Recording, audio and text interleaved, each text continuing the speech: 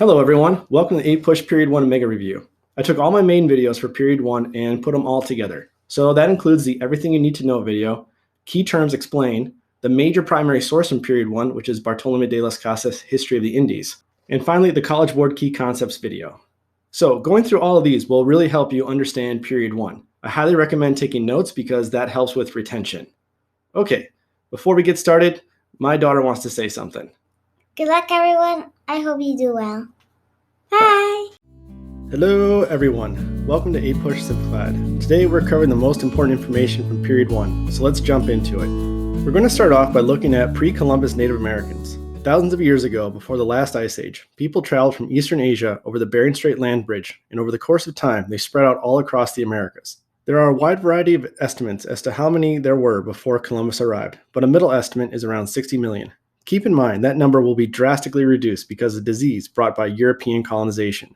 So jumping way ahead in time, immediately before the Spanish arrived, there were two great empires in the Americas. First were the Aztecs, located in parts of modern-day Mexico, and the other was the Incas, located on the western part of South America, along the Andes Mountains. Both empires had well-developed agricultural-based societies with large cities. The governments also demanded tribute from their subjects. Later, the Spanish will supplant these tribute systems with their own encomienda system. In North and Central America, maize, or corn cultivation, was widespread, along with squash and beans. These are known together as the Three Sisters. So north of the Aztecs and Incas, in what would become the US and Canada, there were no highly organized empires like the Aztecs or Inca. The most developed civilizations were around the Mississippi Valley. Maize cultivation was widespread. In this area, we see great mound builders, and there were cities, one of the largest ones being Cahokia. However, all of this was abandoned perhaps a few hundred years before European colonization. Further east of the Mississippi area, there were at the time of European colonization two large groups of people, the Algonquin and Iroquois. So we know a lot about these groups. These were not empires though, but dozens of distinct societies that shared a common language and lifestyle. In general, the peoples in this area were settled and practiced slash and burn agriculture. As far as gender roles, women tended the crops, gathered plants, and oversaw community affairs, while men did the hunting, fishing, and warfare. There were a few large confederacies like the Powhatan, who we will come back to in Period 2, and the Iroquois. This was not an empire though, and there were many smaller chiefdoms within the confederacy. And sometimes chiefdoms within the confederacy warred against each other. One interesting note is that the Iroquois were a matriarchal society, in which power was inherited through female lines. Okay, moving on to other regions. The Great Lakes region was dominated by the Ottawas, Ojibwas, and Potawatomis. These three groups also thought of themselves as a single people, the Anishinaabe. However, there were many subgroups and chiefdoms. In general, they were semi-nomadic, with areas of hunting and fishing across the region. Next, the Great Plains and Rockies regions were transformed by the arrival of the horse. Horses were brought over by the Spanish, and some had gotten away and bred in the wild. Before the Plain tribes had even met the Spanish, they were able to tame these horses and quickly became central to many tribes' identities. A couple of great nomadic empires developed, the Comanche and the Sioux. And I wish I could spend a lot more time on these groups and this area because the history is fascinating and also incredibly violent. But this is APUSH. We have to move on. Next up is the arid Southwest. Through ingenuity, the Native Americans were able to cultivate maize, even in the dry climate. They also built dwellings out of clay. There are some well-preserved examples of this throughout the Southwest. The Anasazi and the Hopi are a few of the tribes that inhabited the area. The Spanish called them pueblos, which means townspeople. Lastly, the Pacific Coast. Mostly there were hunter-gatherers in this region, in which dozens of small localized groups inhabited the area. Some nurtured strong warrior traditions like the Chinooks and developed sophisticated fishing techniques. Briefly, let's touch on trade and religion. Before the Spanish arrived, there were expansive trade networks across the Americas. Goods from one region could be found hundreds to even thousands of miles away. This mutual trade helped tie regions together.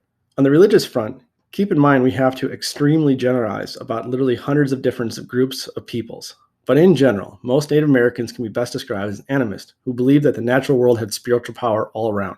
Some believed in a great overarching spirit, some believed in an afterlife. But if you want more depth, you really need to look more closely at individual tribes. Now we're going to shift our focus to Western Europe. In the mid-1300s, the plague or Black Death devastated the population of the area. In the following decades, a rebirth or renaissance occurred. Since the fall of the Western Roman Empire centuries before, Europe had been in a state of feudalism with a very hierarchical society. In general, monarchs at the top, the nobles and knights, and the vast majority of the population were peasants, sometimes tied to the land in a state of serfdom. For a large amount of the Middle Ages, peasants were more tied to their lord or manor than any particular king or state. However, leading up to the time of Columbus, monarchs had begun to assert more control over their nobles and develop a nation-state. And this is important for exploration because nation states can more easily garner the resources necessary for exploration. As you could probably guess, Europe was a very patriarchal society. Property and social identity descended in male family lines. Men also controlled most aspects of their children and wives' lives. Also, in many parts of Europe, primogeniture was the norm in custom and law, which meant the eldest son inherited most or all of their father's land. This resulted in the younger children possibly being landless and poor. In general, most Europeans were peasants, which entailed a poor farming lifestyle that for many people was short and difficult. We need to spend a minute talking about a very important subject in Western Europe, and that is Christianity. The Roman Catholic Church was extremely powerful and influential. However, long-running gripes like the sale of indulgences, along with corrupt popes and local Catholic officials like bishops and priests, created cracks in the foundation of the institution. Martin Luther, a German monk, wrote down the many issues with the Catholic Church in his 95 Theses.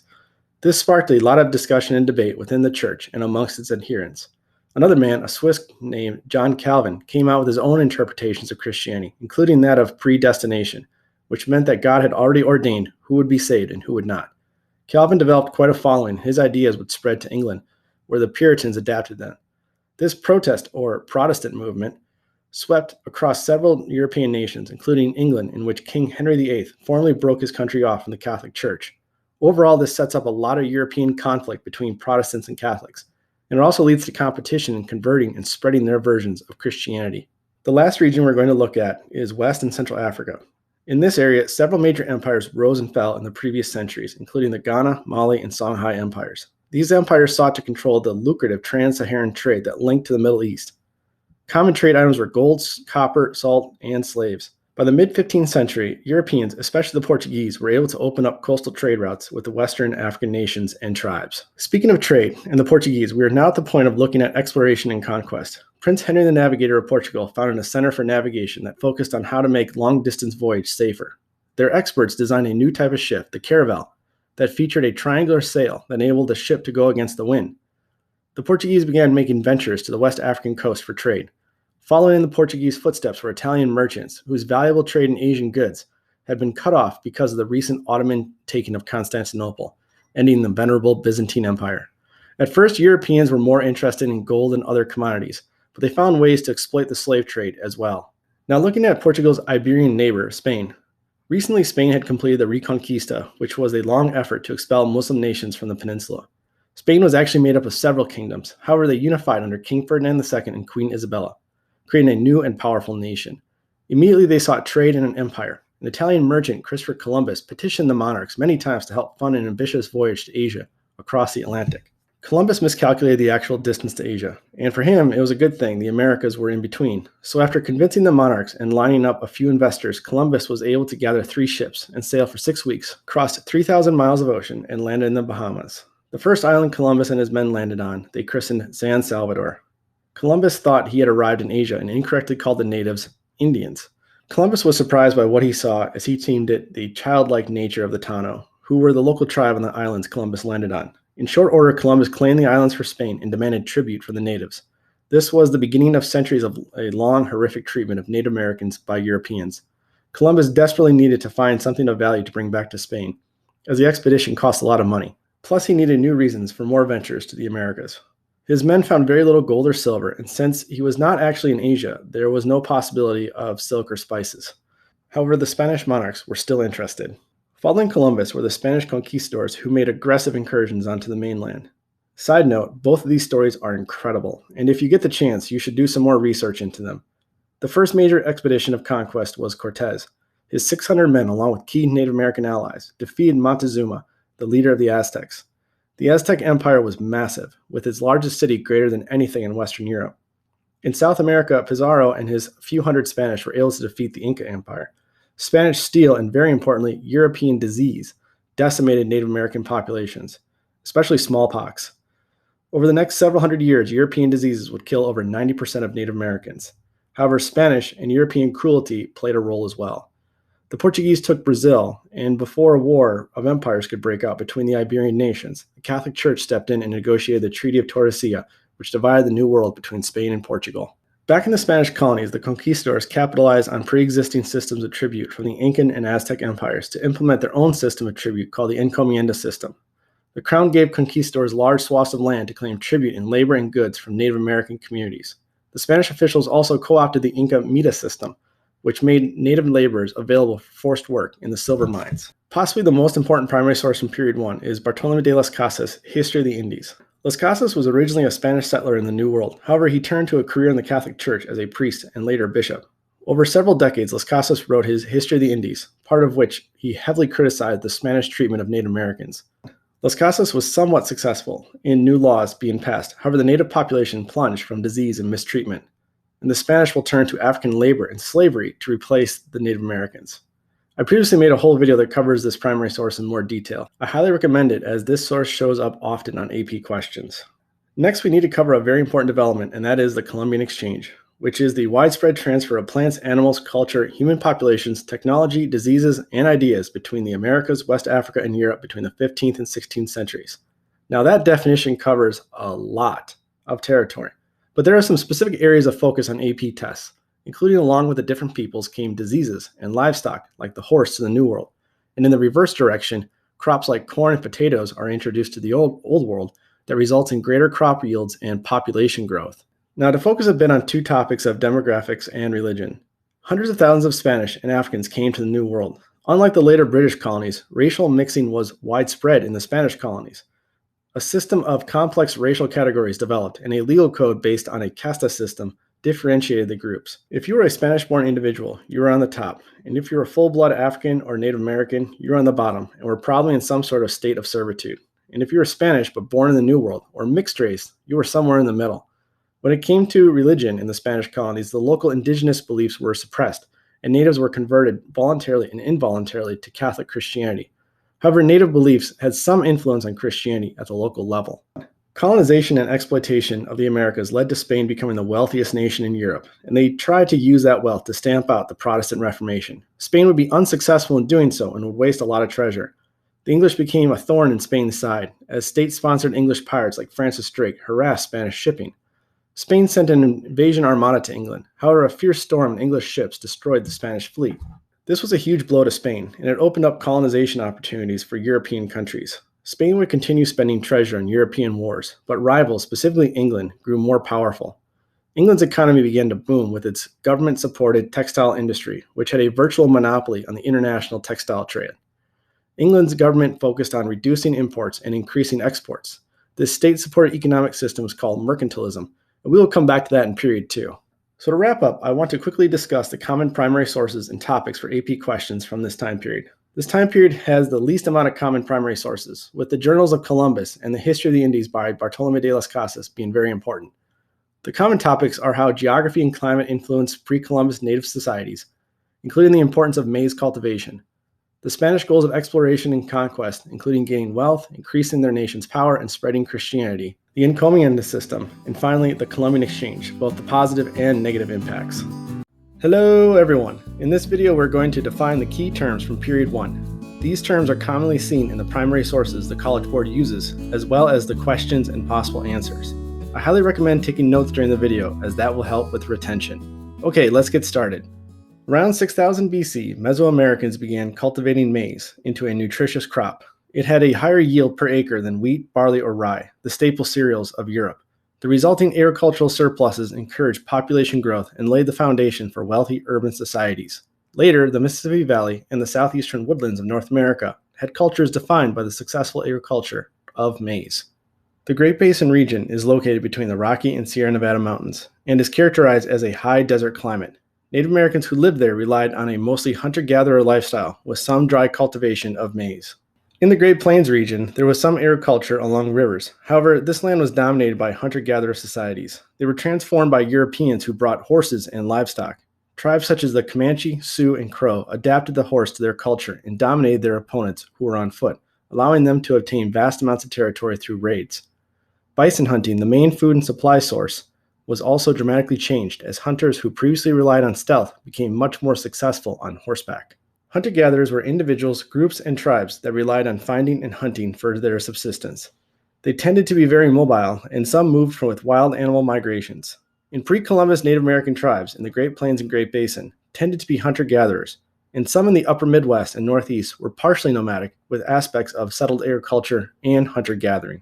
In the Northeast and along the Atlantic seaboard, some societies developed a mixed agricultural and hunter-gatherer economy that favored the development of permanent villages.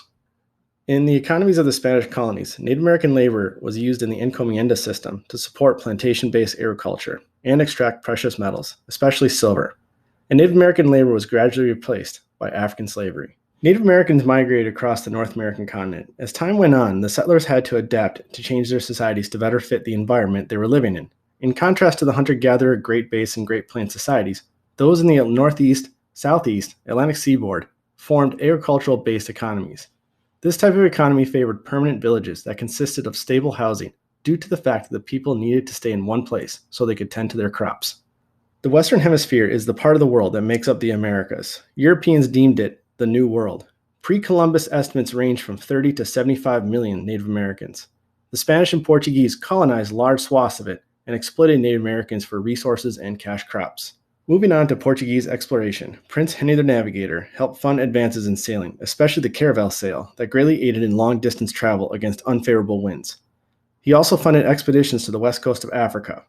Later, the Portuguese would make it around the Horn of Africa, opening up the possibility of lucrative silk and spice trade links with Asia.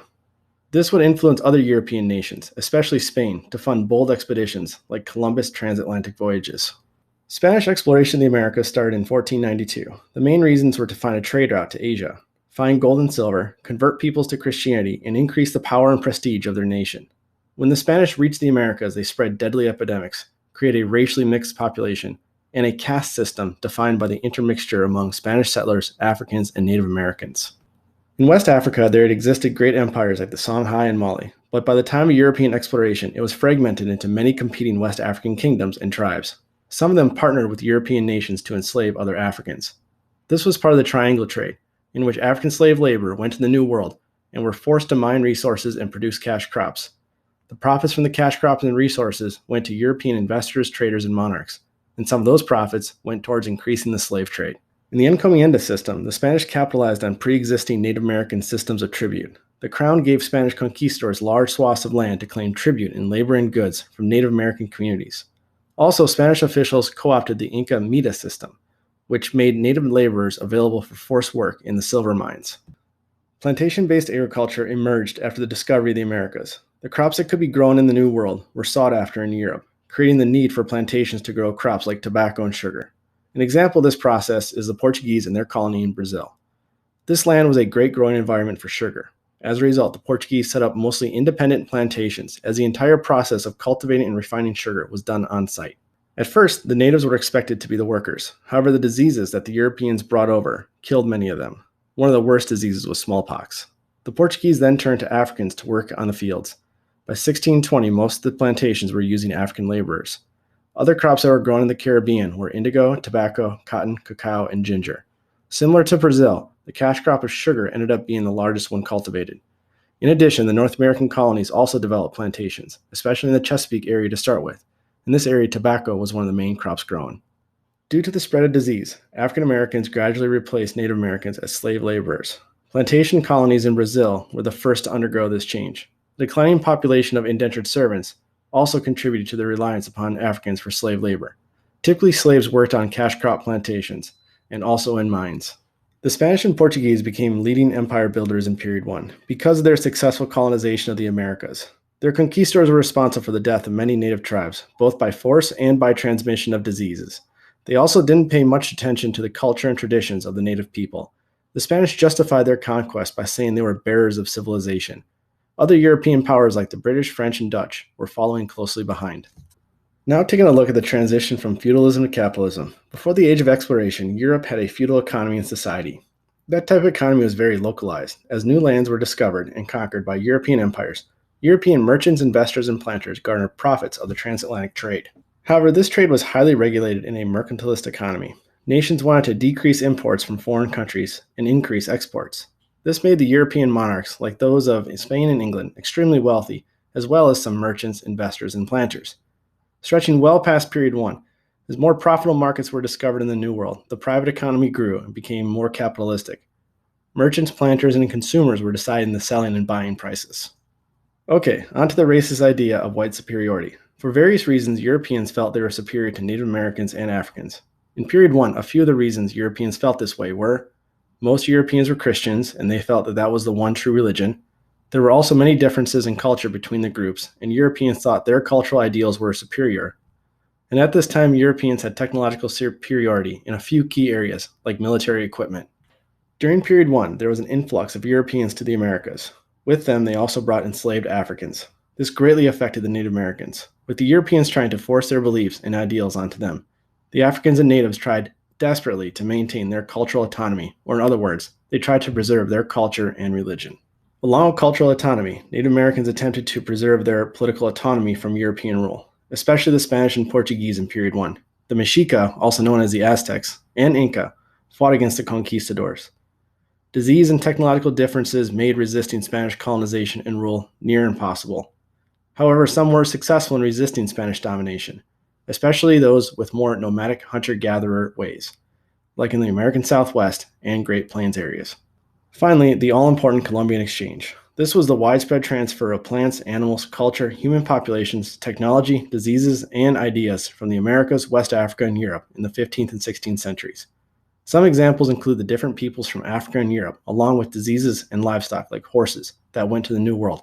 Some examples of things going from the New World to the Old World include important foods like corn and potatoes that allow for greater crop yields and population growth. Hello everyone, welcome to APUSH Simplified. So we're going back to primary source explanation videos, and we're starting out with probably the most important source from period 1, which is Bartolome de las Casas' History of the Indies. This is actually a multi-volume work spanning many years, but we're going to look specifically at Las Casas' brief account of the destruction of the Indies. Let's first put the document into historical context. A few decades prior, Columbus had made his maiden voyage to the New World and established contact with Native Americans.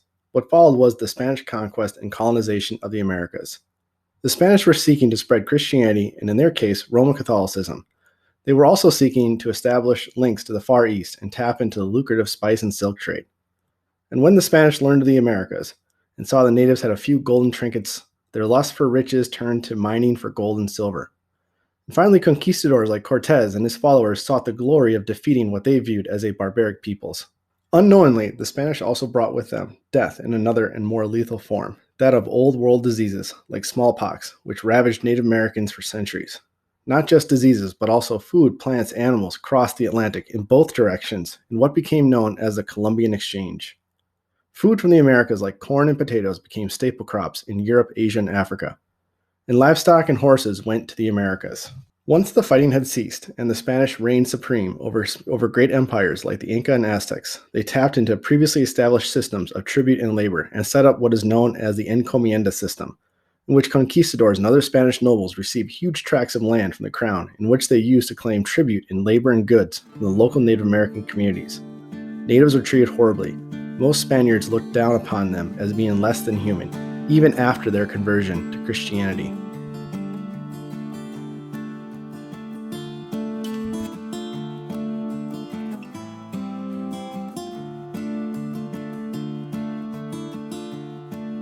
In this world steps Bartolome de las Casas, at first himself a land-seeking Spaniard. However, he grew to detest the treatment of the Native Americans and turned to positions in the church as a friar, priest, and ultimately became a bishop. But that is not all he did. He would go on to document the parts of the New World he encountered and the cruelties waged upon the Native Americans. In that documentation, he describes the natives as submissive, obedient, and loyal subjects, very much portraying them as victims of Spanish encomendero cruelty. He also discussed how the Spaniards depopulated the Caribbean islands of Indians and accused the Spaniards that their lust for gold got in the way of being good Christians, and they were not acting in accordance with the church, which could be a serious charge in this era. In other writings, Las Casas wanted to replace Indian labor with African slaves. However, later, he changed his tone to be against all forms of slavery. Despite Las Casas' pleas after the utter destruction of the native population from disease and Spanish malice, and once the labor pool of American Indians had dwindled, African slaves were brought in, who would receive the same brutal treatment. However, they were less susceptible to disease. Now let's look at Las Casas' intentions. Originally, Las Casas was a Spanish colonist, but as mentioned before, he had a change of heart after seeing the situation in the New World. He strongly believed that the subjugation of Native Americans was unjust, and he would even earn the title Protector of the Indians. His usual intended audience was the Spanish court, and specifically the monarch of Spain, and his purpose was to abolish the encomienda system and have guarantees of more humane treatment of Native Americans. So, who would disagree with this crusader of civility? Well, in that time period, a lot of people. The lead person to refute Las Casas was arch rival Juan Ynes de Seveda, who actually had a formal debate with Las Casas and argued American Indians were less human and required Spanish masters to become civilized.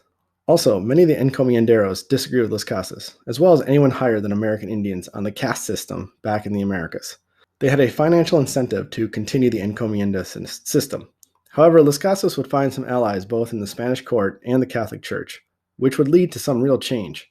But his enemies were always lined up and ready to push back against any changes. And both the Catholic Church and Spanish court relied upon Las Casas' enemies for power and influence in the New World. Finally, let's look at the legacy of Las Casas and its history of the Indies. His efforts did result in new laws and improved legal status for Native Americans. The encomienda system was abolished in the mid-16th century. However, replacements, including the hacienda system, were fairly similar, albeit less harsh. But disease, war, and mistreatment took a massive toll on Native Americans. Over 90%, or around 55 million, would die over the centuries after contact with Columbus and crew. African slaves would be brought in to replace the Native American labor across the Americas, which is another chapter of brutality we will save for another time. Okay, here we go. Learning Objective A. Explain the context for European encounters in the Americas from 1491 to 1607. So context in this case means what was going on in the world at the time of exploration. First, as native populations migrated and settled across the vast expanse of North America, over time they developed distinct and increasingly complex societies by adapting to and transforming their diverse environments. Some key aspects of this is that geography and climate played a huge role in shaping Native American society. Some are more sedentary in agrarian farming societies, and some are more hunter-gatherer. We will take a look at specific examples of these later. In general, maize, or corn cultivation, is very important across North America. Even Native Americans that live in dry climates like the Southwest were able to cultivate it. In a few cases, specifically central Mexico, food surpluses allowed for complex societies with hierarchical governments like the Aztecs and Cahoqui, who were the mound builders in the Mississippi River area. Continuing now with context, different native societies adapted to and transformed their environments through innovations in agriculture, resource use, and social structure.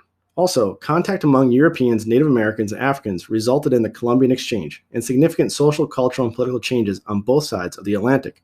Some examples of this include going from the Old World to the New World. Diseases devastated Native American populations. Horses transformed plains tribes, and there was a cultural mixing in many places. And going from the New World to the Old World. Corn and potatoes allow for greater surpluses of food around Europe, Asia, and Africa. The Columbian Exchange also led to the development of the Spanish Empire in the Western Hemisphere, resulting in extensive demographic, economic, and social changes. Some examples of this include cash crops like sugar and tobacco, the encomienda system, which was a labor system in which Native Americans had to give a significant amount of their produce and labor to a large Spanish landowner, and the transatlantic slave trade. Continuing on with context, European expansion into the Western Hemisphere generated intense social, religious, political, and economic competition and changes within European societies. Some examples of this include the development of nation-states, which were replacing the old feudal structure of most of Europe. There were also intense wars within and between countries between Roman Catholics and Protestants. This all stems from Martin Luther and the growth of different Protestant sects across Europe. There was also the development of mercantilism in the economic sector, in which nations had the goal of increasing exports and decreasing imports. This would accumulate more gold and silver, so then the leaders could use that to expand their country's political influence and military power. Okay, last one for Learning Objective A. I promise the rest won't be as long. In their interactions, Europeans and Native Americans asserted divergent worldviews regarding issues such as religion, gender roles, family, land use, and power. Now, I hate making huge generalizations about Native Americans because there were around 60 million before Columbus, spread across hundreds, maybe thousands of tribes with different beliefs and structures. But in general, and many times College Board will use primary sources from Columbus's journals or Bartolome de las Casas' writings. In their view, Native Americans had a very childlike nature. Gender roles were less strict amongst Native Americans. Land use tended to be more communal, and Europeans have a very strong paternalistic society, which was less so with Native societies. Now on to Learning Objective B, which is explain how and why various Native populations in the period before European contact interacted with the natural environment in North America. So the spread of maize cultivation ran from present-day Mexico northward into the present-day American Southwest and beyond. It supported economic development, settlement, advanced irrigation, and social diversification among societies. Now we're going to get into the specific examples of native populations and their interactions, starting with the Great Basin region and Great Plains, which are arid regions, and the natives there had largely mobile lifestyles with hunting and gathering. Next, in the Northeast and Mississippi River Valley, and along the Atlantic seaboard, Some societies develop mixed agricultural and hunter-gatherer economies that favor the development of permanent villages.